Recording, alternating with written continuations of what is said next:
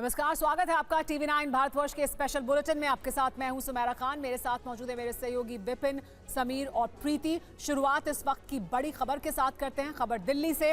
दिल्ली के LGB के सक्सेना ने केजरीवाल को चिट्ठी लिखी है।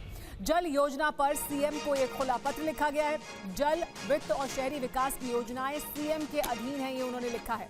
ये भी कहा है कि इन विभागों की योजनाओं में LG की कोई भूमिका है ही नहीं। जल बोर्ड सीएम के अधीन है, खुद वो निर्णय लें, दूसरों को दोष ना दें। जल योजना को रोकने की बात सफेद झूठ है, ये कहा है LG ने इस खुले पत्र में जो उन्होंने सीएम केजरीवाल को लिखा है।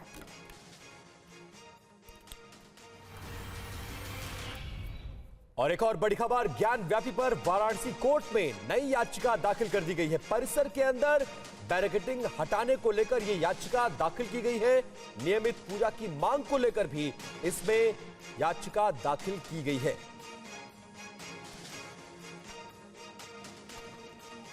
और आइए अब जल्दी से इस वक्त की 25 बड़ी खबरों पर डाल लेते हैं एक नजर। हिमाचल प्रदेश की विधानसभा में बजट पास, कार्यवाही अनिश्चित काल के लिए स्थगित। बागी विधायकों ने सदन की कार्यवाही में नहीं लिया हिस्सा। इस्तीफे की खबरों से सीएम सुक्खू का इनकार, कहा मैंने नहीं दिया इस्तीफा। बीजेपी के कई विधायक मेरे संपर्क में, सरकार पूरे 5 साल चलेगी। हिमाचल के सियासी संकट पर प्रियंका गांधी का बयान, बोली हिमाचल के अधिकार को कुचलने की कोशिश हुई। 25 विधायकों वाली पार्टी बहुमत को चुनौती दे रही है। सुक्खू सरकार पर भड़के जयराम ठाकुर, बोले सुक्खू सरकार के पास बहुमत नहीं, सरकार बचाने के लिए MLA सस्पेंड किए गए।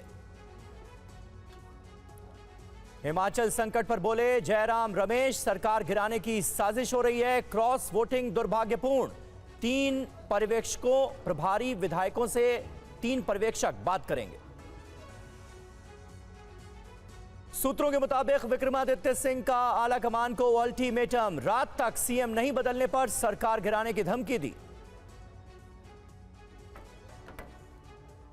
हिमाचल के मंत्री विक्रमादित्य ने मंत्री पद से दिया इस्तीफा, बोले विधायकों की आवाज दबाने की हुई कोशिश, अगले कुछ दिन में अगली रणनीति पर फैसला, मंत्री होने के बाद किया नजरअंदाज। हिमाचल में विधानसभा स्पीकर ने बीजेपी के 15 विधायकों को किया सस्पेंड। संसदीय कार्य मंत्री ने रखा था प्रस्ताव, जयराम ठाकुर समेत 15 विधायक सस्पेंड। हिमाचल के सियासी संकट पर बोले अनुराग ठाकुर, सुक्खू सरकार ने कोई वादा पूरा नहीं किया और गैर हिमाचलियों को टिकट देने से विधायक हुए नाराज। सत्ता सम्मेलन में हिमाचल संकट पर बोले गृह मंत्री अमित शाह, पूरी कांग्रेस पार्टी में ही बिखराव, कांग्रेस नहीं संभाल पा रही पार्टी और गठबंधन। TV9 के मंच पर बोले मल्लिकार्जुन खड़गे, बीजेपी चुनी सरकार को तोड़ती है, मध्य प्रदेश में बीजेपी ने चुनी सरकार को तोड़ा।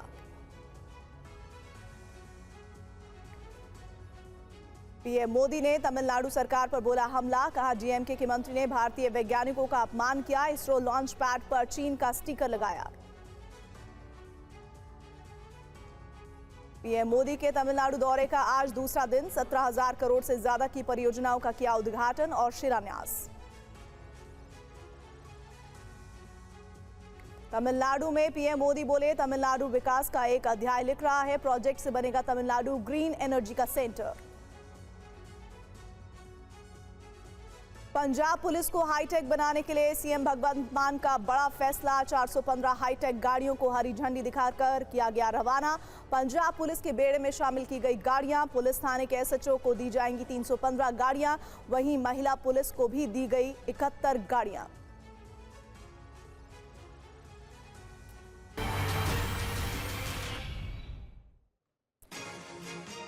इस वक्त की बड़ी खबर हिमाचल से आ रही है। हिमाचल में बागी विधायक कांग्रेस पार्टी के एक बार फिर पंचकुला पहुंचे हैं। बागी विधायक शिमला से फिर पंचकुला पहुंच गए हैं। कांग्रेस पार्टी के बागी विधायकों के बारे में जो जानकारी मिल रही है उसके मुताबिक वो एक बार फिर शिमला से पंचकुला पहुंचे हैं। ये तस्वीरें अभी कुछ देर पहले की तस्वीरें हैं, वो हम आपको दिखा रहे हैं। हरियाणा पुलिस की सुरक्षा में पंचकुला पहुंचे विधायक। इसी को लेकर कांग्रेस पार्टी के मुख्यमंत्री सुक्खू की तरफ से दावा किया गया था कि अपहरण किया गया है हरियाणा पुलिस की मदद से। और वही हिमाचल प्रदेश के सियासी संग्राम के बीच सीएम सुखविंदर सिंह सुक्खू ने कहा है कि बीजेपी उनकी सरकार को तोड़ना चाहती है। पार्टी राज्यसभा चुनाव में क्रॉस वोटिंग करने वाले नेताओं से संपर्क में है। मुझे जयराम ठाकुर जी जब सदन में बोल रहे थे तो मुझे किसी ने आकर बताया, मैं तो देखा भी नहीं। हम अपना बहुमत भी साबित करेंगे और निश्चित तौर पर कह सकता हूं, मैं संघर्ष की राजनीति से निकला हूं और आम परिवार से उठकर हमने राजनीति की है। ये जीत हमारी होगी, हिमाचल की जनता की जीत होगी। और मैं ये भी दावा कह सकता हूं कि भारतीय जनता पार्टी तड़प क्यों रही है और जो राजनीतिक दबाव लोग बनाते हैं उन षड्यंत्रों का भी हम आने वाले समय में पर्दाफाश करेंगे। हम लोग कांग्रेस पार्टी को मजबूती से मजबूत कर रहे हैं। हमें पूरा विश्वास है कि हमारे जो 3 वरिष्ठ साथी और हमारे प्रभारी सभी की बात सुनकर एक रिपोर्ट पेश करेंगे जल्द से जल्द। कांग्रेस अध्यक्ष को कुछ कठोर निर्णय लेने होंगे, हो सकता है, पर उससे हम पीछे हटेंगे नहीं। और हिमाचल के सियासी बवंडर के बीच सुखविंदर सिंह सुक्खू ने TV9 भारतवर्ष से खास बातचीत की है। सीएम सुक्खू ने भरोसा जताया है कि उनकी सरकार को कोई खतरा नहीं है। किसी कारणवश कोई मंत्री बनना चाहता था, कोई कुछ बनना चाहता था, इस कारणवश उन्होंने गुस्से में राज्यसभा के खिलाफ वोटिंग की। उसके बाद उनके किसी विधायकों के फ़ोन भी आए कि राज्यसभा में व्हिप नहीं लगता, लेकिन सदन की कार्रवाई में तो लगता है। तो ये सब चीज़ें जो है ये एक सोची समझी राजनीति के तहत भारतीय जनता पार्टी ने प्रलोभन देकर की है। लेकिन आज उनको अपना स्ट्रेंथ दिखानी चाहिए थे ना। आज उन 9 विधायकों को भी आना चाहिए था भारतीय जनता पार्टी के विधायकों के साथ, जो बाहर चीख कर कह रहे हैं कि हमारे साथ मेजोरिटी थी। तो मेजोरिटी थी तो 9 विधायक तो नहीं निष्कासित थे ना। एक विधायक ने माफ़ी भी मांगी है सर। एक विधायक ने माफ़ी भी मांगी है कि मैं कांग्रेस पार्टी के चुनाव चिन्ह पर जीत कर आया हूँ। लेकिन जिस प्रकार की राजनीतिक खेल हिमाचल प्रदेश में खेला गया, इस प्रकार का राजनीति हिमाचल प्रदेश के लोगों को पसंद नहीं है। सर ऑब्जर्वर आ रहे हैं तो वो क्यों आ रहे हैं? मतलब सब ठीक है तो आपने डैमेज कंट्रोल तो कर लिया आपने। ऑब्जर्वर आ रहे हैं, अच्छी बात है। किसी और विधायक की कोई शिकायत होगी तो सुनना तो उनका दायित्व है ना। विक्रमादित्य जी ने इस्तीफा क्यों दिया सर? नहीं, उनका सवेरे गुस्सा कोई बात होगी। वो सुलझ गया। मेरे उनसे बजट से पहले बात हुई है और उनको मैंने बताया और उनका इस्तीफा नामंजूर कर दिया गया और सुलझ जाएगा मामला। हिमाचल में स्पीकर के फैसले पर बीजेपी का वार। कांग्रेस का यही चरित्र हमेशा से रहा है। जयराम ठाकुर ने कहा कि हिमाचल में बीजेपी के 15 MLA सस्पेंड।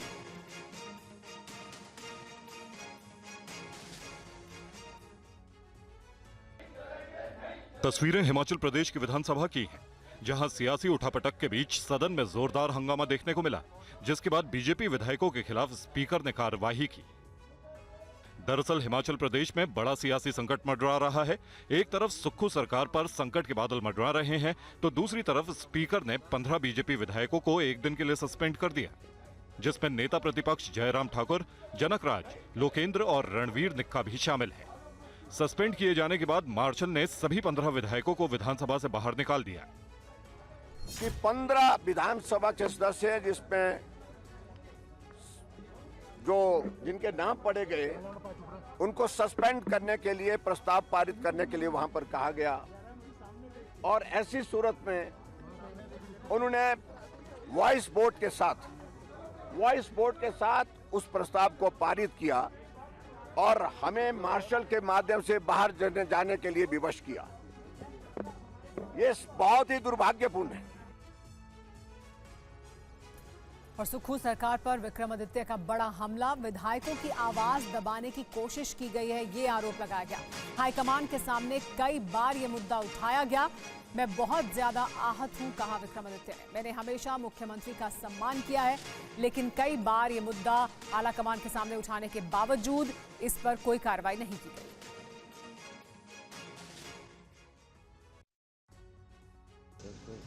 हिमाचल कांग्रेस में नाराजगी के बीच वार पलटवार भी जमकर देखने को मिल रहा है। सुक्खू सरकार पर उनके ही मंत्री विक्रमादित्य सिंह ने एक के बाद एक हमला बोला। सीएम सुक्खू पर कई गंभीर आरोप लगाए। विक्रमादित्य सिंह ने कहा कि दुख के साथ कहना पड़ रहा है कि एक मंत्री के तौर पर अपमानित करने का काम किया गया है। एक रिगार्ड, एक रिस्पेक्ट जो होनी चाहिए थी, बारी बारी बोलने के बावजूद जो चीज ये नहीं कर सके, ये बहुत दुर्भाग्यपूर्ण है। विक्रमादित्य सिंह यही नहीं रुके। नाराजगी के बीच उन्होंने प्रेस कॉन्फ्रेंस से ही मंत्रिमंडल से इस्तीफा देने का ऐलान कर दिया। साथ ही इस दौरान विक्रमादित्य सिंह भावुक नजर आए। अपने पिता को लेकर कहा कि वीरभद्र सिंह 6 बार सीएम रहे, लेकिन रिज पर उनकी एक प्रतिमा के लिए जगह नहीं मिली। इससे आहत हूँ, जनता से चर्चा के बाद आगे का फैसला लूंगा। 6 बार जो हिमाचल प्रदेश का मुख्यमंत्री रहा, जिसकी वजह से ये सरकार बनी प्रदेश के अंदर, उसकी मूर्ति लगाने के लिए 2 गज जमीन इनको माल रोड के ऊपर नहीं मिली। इस तरीके की जो चीज हुई है, हम इमोशनल लोग हैं, इमोशनल। वहीं केंद्रीय मंत्री अनुराग ठाकुर ने हिमाचल प्रदेश के संकट के लिए कांग्रेस के झूठे वादों को जिम्मेदार ठहराया। बड़े और झूठे वायदे करके जब आप सरकार बनाते हो तो जनता को सामना करना बहुत मुश्किल हो जाता है।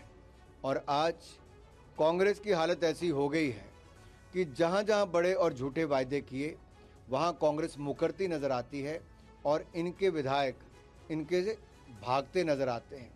ऐसी क्या मजबूरी थी कि मात्र 14 महीने के अंदर इनके विधायक इनका साथ छोड़ गए। एक बड़ा कारण ये भी था कि एक गैर हिमाचली को टिकट दिया गया और हिमाचल के लोगों को ये पसंद नहीं था। छोटा सा राज्य हिमाचल, जहां से एक राज्यसभा का सदस्य बन सकता था, कांग्रेस ने वहां पर भी हिमाचलियों की अनदेखी की। और इसको लेकर भी गुस्सा जहां जनता में भी था, तो मुझे लगता है उसका कुछ आक्रोश कांग्रेस के नेताओं में भी होगा। लेकिन कुल मिलाकर वो अपनी ही सरकार से इतने दुखी हैं कि ना वायदे पूरे कर पा रहे हैं, ना कोई विकास कर पा रहे हैं। और सीबीआई ने समाजवादी पार्टी के अध्यक्ष अखिलेश यादव को समन भेजा है। मामला अवैध खनन से जुड़ा है। देखिए क्या है ये पूरा केस। यूपी के हमीरपुर में अवैध खनन से जुड़े मामले में समाजवादी पार्टी के अध्यक्ष अखिलेश यादव को 29 फरवरी को दिल्ली में सीबीआई के सामने बतौर गवाह पेश होना है। हमीरपुर में 2012-2016 के बीच अवैध खनन से जुड़ा है, जिसे लेकर सीबीआई ने अखिलेश को बतौर गवाह तलब किया है। यह गवाही जनवरी 2019 में दर्ज एफआईआर के आधार पर दर्ज की जाएगी।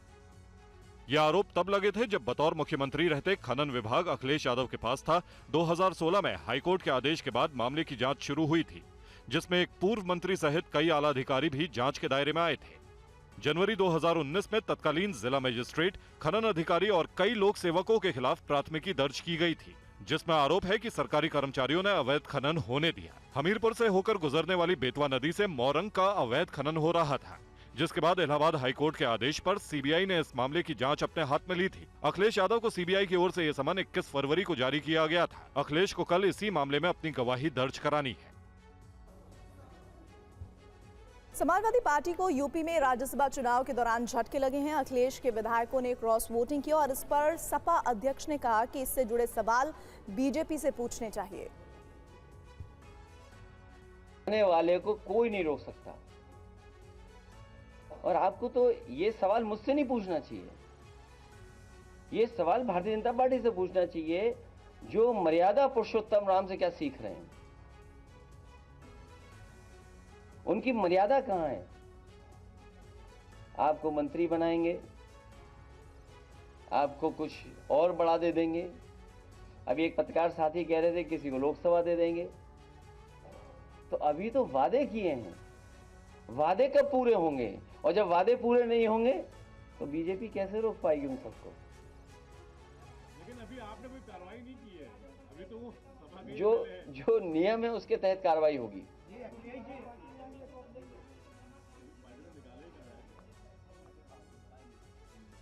उनके सामने जानबूझ करके भारतीय जनता पार्टी ने संकट पैदा किया है। क्या कुछ की वापसी की उम्मीद है? क्योंकि अभी आपने कोई कार्रवाई की नहीं है। आप भी यहीं रहते हो, हम भी यहीं रहते हैं। और अब खबर लखनऊ से। लखनऊ में टीले वाली मस्जिद पर कोर्ट ने मुस्लिम पक्ष की रिवीजन याचिका खारिज करते हुए मामला सुनवाई योग्य बताया है। वहीं ज्ञान माफी मामले में हिंदू पक्ष ने सुप्रीम कोर्ट में कैविएट दिया है, जिसमें कोर्ट की तरफ से कहा गया है इस पूरे मामले पर सुनवाई। लखनऊ के लक्ष्मण टीले पर अदालत के फैसले से मुस्लिम पक्ष को बड़ा झटका लगा है। हिंदू पक्ष ने सिविल कोर्ट में याचिका दाखिल कर कहा था कि मंदिर को तोड़कर टीले वाली मस्जिद बनी है। अदालत ने मुकदमे को पहले सुनवाई योग्य माना था, लेकिन मुस्लिम पक्ष ने इसके खिलाफ रिवीजन पिटीशन डाली थी, जिसे अदालत ने आज खारिज कर दिया। हिंदू पक्ष की दलील है कि मंदिर तोड़कर टीले वाली मस्जिद बनी है। औरंगजेब के शासनकाल में यह मस्जिद बनी है, जिसे लक्ष्मण टीला ध्वस्त कर बनाया गया है। अदालत में हिंदू पक्ष ने प्रमाण पेश किए हैं, जिसमें मस्जिद की दीवार पर महादेव की तस्वीरें भी हैं। इधर वाराणसी के ज्ञानवापी मामले में हिंदू पक्ष की ओर से जिला अदालत में एक और याचिका दाखिल की गई है, जिसमें व्यास जी के तहखाने की छत वाली मस्जिद के हिस्से पर प्रवेश नहीं देने और नमाज पर रोक लगाने की मांग की गई है। याचिकाकर्ता राम प्रसाद ने बताया कि सुरक्षा और आस्था का हवाला देते हुए याचिका में दावा किया गया है कि छत 500 साल पुरानी है, जो काफी जर्जर हो गई है। इसकी मरम्मत की मांग अदालत से की गई है। वहीं पश्चिम बंगाल में संदेशखाली कांड के मुख्य आरोपी को लेकर बीजेपी ने सनसनीखेज बयान दिया है। प्रदेश अध्यक्ष शुभेंदु अधिकारी ने कहा है कि शाहजहां शेख पुलिस के संरक्षण में है। संदेशखाली के आरोपी शाहजहां शेख की गिरफ्तारी पर घमासान मचा है। इस बीच बीजेपी के प्रदेश अध्यक्ष शुभेंदु अधिकारी ने सोशल मीडिया पर दावा किया है कि कल रात 12 बजे से ममता पुलिस की हिरासत में शेख। प्रभावशाली मध्यस्थों की वजह से हुआ समझौता। शेख को बरमाजोर ग्राम पंचायत से दूर ले जाया गया। इस बीच कलकत्ता हाईकोर्ट ने स्पष्ट किया है कि तृणमूल कांग्रेस के नेता शाहजहां शेख को सीबीआई, ईडी या पश्चिम बंगाल पुलिस गिरफ्तार कर सकती है। डिमांड तो यह है कि जो संदेशखाली में जो घटना हुई है उसका प्रतिकार चाहिए। वहाँ की जो मेन एक्यूज अपराधी है शाहजहां शेख, उसके जो साथी है, उनको पकड़ करके कानून के हाथ में लाना चाहिए। लेकिन यहाँ की सरकार मानने के लिए तैयार नहीं है। जो सालों 12 साल से पुलिस वहाँ नहीं गई, आज सैकड़ों संख्या में पुलिस दे करके पूरा आइलैंड को घेर दिया गया, देश से अलग कर दिया गया है। और वहाँ की महिलाएं 2 महीने से लगातार आंदोलन कर रही न्याय के लिए, हम भी उनके साथ हैं। इस बीच संदेशखाली में महिलाओं ने शाहजहां शेख को लेकर राज्य सरकार के रवैये को लेकर गुस्सा जाहिर किया और कोलकाता में भी बीजेपी धरने पर बैठी और शाहजहां को जल्द सामने लाए जाने की मांग की। और दिल्ली सरकार और उपराज्यपाल के बीच एक बार फिर तल्खी बढ़ती नजर आ रही है। आम आदमी पार्टी का आरोप है कि उपराज्यपाल वीके सक्सेना ने सरकार की नई सोलर पॉलिसी पर रोक लगा दी। दिल्ली के सीएम अरविंद केजरीवाल ने करीब 1 महीने पहले घोषणा की थी कि सोलर पैनल लगवाने के बाद उपभोक्ताओं को 25 साल तक बिजली फ्री मिलेगी। आम आदमी पार्टी का आरोप है कि दिल्ली के उपराज्यपाल ने इस पर रोक लगा दी है। जो सोलर पॉलिसी है, मैं पूरे देश को कहूंगा कि देश को इनवाइट करूंगा कि उस सोलर पॉलिसी को पढ़े। वो एक बहुत ही प्रोग्रेसिव और एडवांस्ड पॉलिसी है, जो दिल्ली नहीं बल्कि प्रधानमंत्री जी को और बीजेपी को पूरे देश में लागू करने के लिए विचार करना चाहिए। तो देश की तो छोड़ो, दिल्ली में अगर हो रहा है तो कम से कम दिल्ली में तो करने देते। लेकिन इस आरोप के बाद एलजी कार्यालय से जुड़े सूत्रों का कहना है कि केजरीवाल सरकार आदतन झूठ बोलकर लोगों को गुमराह कर रही है। एलजी ने सोलर पॉलिसी नहीं रोकी है। पॉलिसी में ऐसा कोई प्रावधान नहीं है जिससे लोगों के बिजली बिल 0 हो जाते हैं। उल्टे पॉलिसी में एक रेस्को प्रावधान है जिससे सिर्फ निजी बिजली कंपनियों को फायदा होगा। एलजी ने इसी प्रावधान पर वितरण मांगा है कि क्या इस पॉलिसी में भारत सरकार की हजारों करोड़ की कैपेबिलिटी सब्सिडी से उपभोक्ताओं को लाभ पहुँचाने के लिए सामंजस्य का प्रावधान है। करीब 1 महीने पहले सीएम केजरीवाल ने दावा किया था कि नई सोलर पॉलिसी में कई सब्सिडी का प्रावधान किया गया है। आम आदमी पार्टी ने उपराज्यपाल पर फाइल दबाने का आरोप लगाया है और साथ ही जानकारी ये कहा जा रहा है कि जानबूझकर उपराज्यपाल फाइल को दबाते रहे हैं।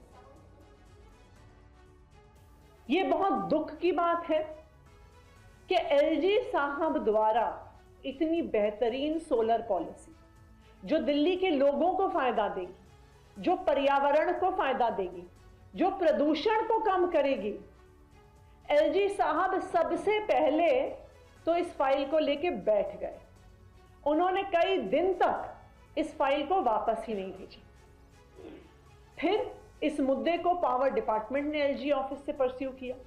मैंने व्यक्तिगत तौर पर एलजी ऑफिस से बात कर करके कई बार ये सवाल पूछा कि सोलर पॉलिसी की फाइल कब वापस आएगी, क्योंकि हमें सोलर पॉलिसी को नोटिफाई करना है।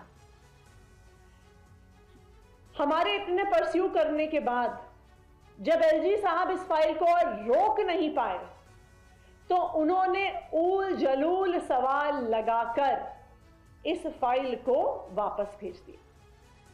प्रधानमंत्री नरेंद्र मोदी ने तमिलनाडु में 17,300 करोड़ रुपए से अधिक की कई परियोजनाओं का उद्घाटन और शिलान्यास किया। पीएम ने इस मौके पर स्वदेशी हरित हाइड्रोजन ईंधन से चलने वाले अंतर्देशीय जहाज को भी हरी झंडी दिखाई।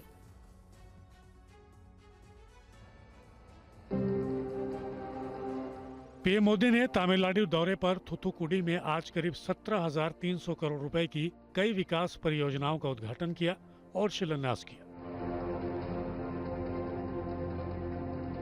पीएम ने देश के पहले हाइड्रोजन हब पोर्ट और इनलैंड वाटरवे वैसल को भी हरी झंडी दिखाई।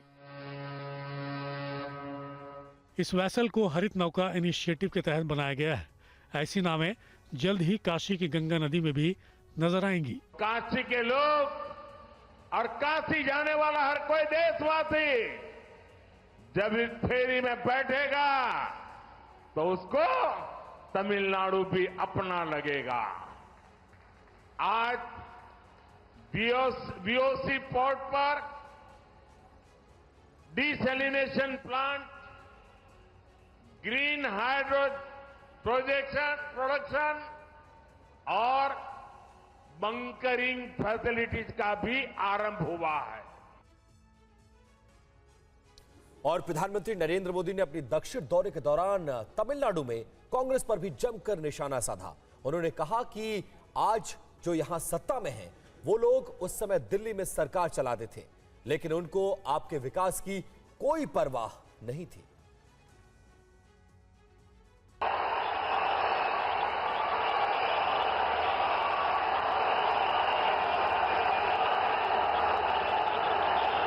पीएम ने थूथुकुडी में जनसभा को संबोधित करते हुए कहा कि तमिलनाडु में आधुनिक कनेक्टिविटी नई ऊंचाइयों पर है।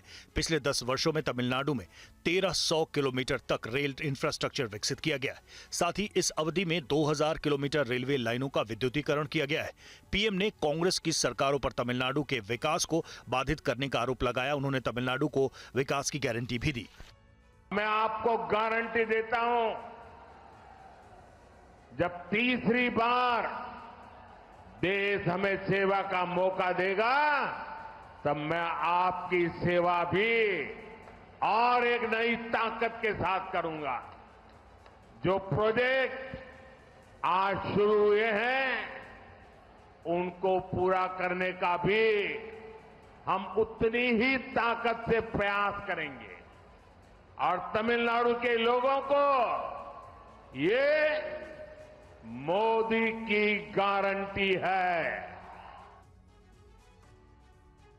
और हिमाचल में संकट के बीच कांग्रेस ऑब्जर्वर शिमला पहुंच गए हैं। भूपेंद्र हुड्डा और डीके शिव कुमार पहुंच गए हैं शिमला।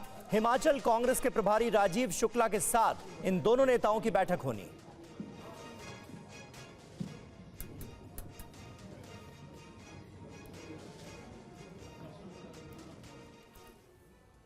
और राजनीतिक संकट के बीच खबर ये कि सियासी उठापटक के दरमियान हिमाचल के सीएम सुखविंदर सिंह सुक्खू शिमला में तारा देवी मंदिर पहुंचे। यहां सुक्खू ने मां तारा देवी का पूजन किया और साथ ही साथ उनकी आरती भी की।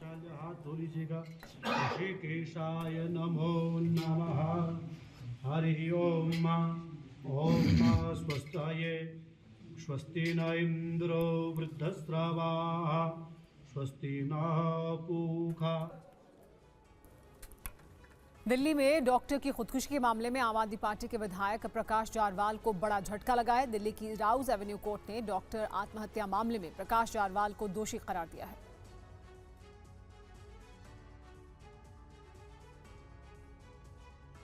राउज एवेन्यू कोर्ट में स्पेशल जज एम.के. नागपाल ने फैसला सुनाते हुए आप विधायक को दोषी करार दिया है। आम आदमी पार्टी विधायक प्रकाश जारवाल पर डॉक्टर राजेंद्र भाटी को खुदकुशी के लिए उकसाने के आरोप लगे थे, जिसके बाद कोर्ट ने उन्हें इस मामले में दोषी करार दिया है। साल 2021 के नवंबर में कोर्ट के एक अन्य बेंच ने आम आदमी पार्टी के विधायक के खिलाफ आरोप तय किए थे।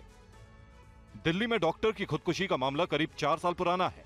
दुर्गा विहार में 18 अप्रैल 2020 में 52 साल के डॉक्टर राजेंद्र सिंह ने खुदकुशी कर ली थी। पुलिस को मिले सुसाइड नोट में आप नेता प्रकाश जारवाल को इसके लिए जिम्मेदार बताया गया था। बाद में पुलिस ने आम आदमी पार्टी के नेता और उनके कुछ सहयोगियों के खिलाफ जबरन वसूली और आत्महत्या के लिए उकसाने का केस दर्ज किया था। मृतक doctor Rajendra Singh tanker supply का भी कारोबार करते थे। आरोप लगाया गया था कि टैंकर सप्लाई के कारोबार में ही उनसे जबरन वसूली करते हुए परेशान किया गया, जिसके बाद डॉक्टर को अपनी जान देने के लिए मजबूर होना पड़ा। और खबर कर्नाटक से, जहां पर कर्नाटक विधानसभा परिसर में पाकिस्तान के समर्थन में कथित नारेबाजी को लेकर सियासी पार्टियां आमने सामने आ गई हैं। समाजवादी पार्टी नेता अबू आजमी ने सीएए सहित नारेबाजी पर प्रतिक्रिया दी तो बीजेपी नेता नीतीश राणे ने नारेबाजी को लेकर कांग्रेस को घेरा। नहीं, देखिए जो कानून के दायरे में हो, हिंदू मुस्लिम का उसमें कोई वो ना हो। अब एक दरवाजे से आप नॉन मुस्लिम को आप जो है उसको उनके पास सर्टिफिकेट हो या नहीं उनको जगह देंगे, मुसलमान को नहीं देंगे, तो मैं समझता हूँ ये पोलराइजेशन के लिए हो रहा है। कर्नाटक में पाकिस्तान जिंदाबाद के नारे लगे, उस पर क्या कहेंगे? पता लगा लो, मुसलमान नहीं होगा। इसमें कुछ नई बात नहीं है। कांग्रेस ये मुस्लिम लीग का दूसरा नाम ही है, क्योंकि जिधर जिधर कांग्रेस की सत्ता है वहाँ वहाँ पाकिस्तान के झंडे लहराते हैं, वहाँ वहाँ पाकिस्तान जिंदाबाद के नारे देते हैं। वो जो टिप्पू सुल्तान जिसको हम लोग टिपिया बोलते हैं, टिपिया की लाल करने का काम ये कांग्रेस वाले ही करते हैं। इसलिए उनको राहुल गांधी के साथ अभी एक ही बार उनको पाकिस्तान भेजने का वक्त आ गया है। इतना ही पाकिस्तान की याद आ रही है ना, तो उनको इंडिया में रखने, भारत में रखने का जरूरत ही नहीं है। भारत न्याय यात्रा लेके डायरेक्ट पाकिस्तान गाड़ी घुमा के यूटर्न मार के। और इस वक्त एक बड़ी खबर आ रही है। बीजेपी के एक प्रतिनिधि मंडल ने चुनाव आयुक्त से मुलाकात की है। कमेटी में केंद्रीय रेल मंत्री अश्विनी वैष्णव, पार्टी महासचिव अरुण सिंह थे। चुनाव आयोग को सौंपे गए ज्ञापन में बीजेपी प्रतिनिधि मंडल ने कुछ मांगे रखी हैं। बीजेपी ने मांग की है कि हाई राइज बिल्डिंग या सोसाइटी में रहने वाले वोटर का बूथ उसी परिसर में बनाया जाए। हर बूथ यानी 100% बूथ पर वीडियो रिकॉर्डिंग की सुविधा हो, यह डिमांड की गई है बीजेपी की तरफ से।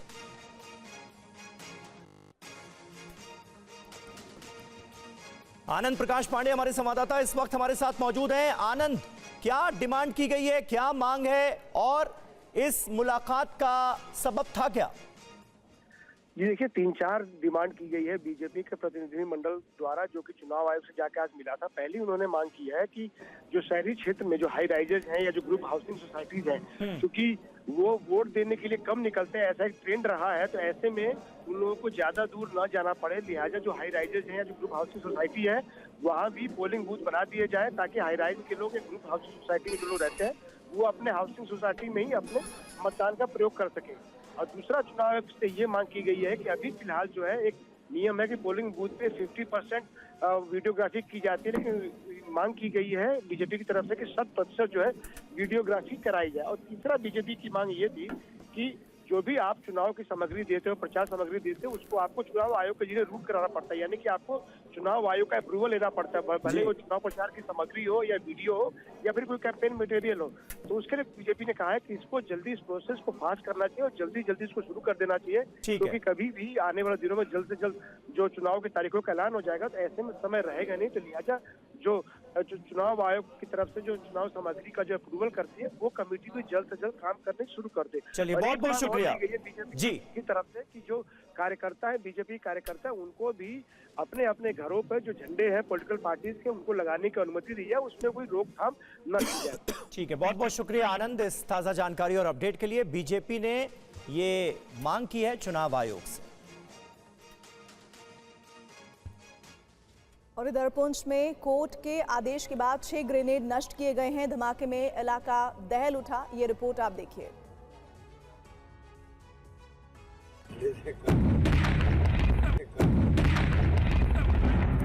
जोरदार धमाके की आवाज आपने सुनी। धमाका खुले में नदी किनारे किया गया, जिसने पत्थरों को चकनाचूर कर दिया। इलाका दहल गया, कई पत्थर दूर जाकर गिरे। लेकिन सोचिए, ये धमाका अगर भीड़ भाड़ वाली जगह पर होता तो क्या होता।